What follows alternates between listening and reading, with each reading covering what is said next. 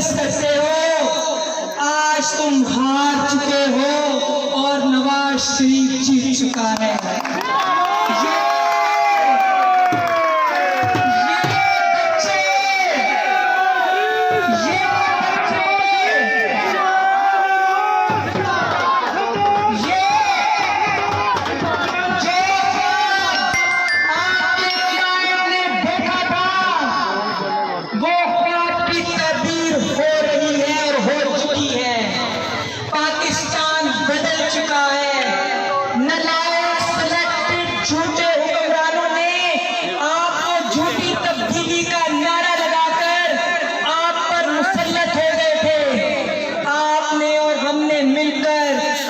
پاکستان کو اس چنگل سے آزاد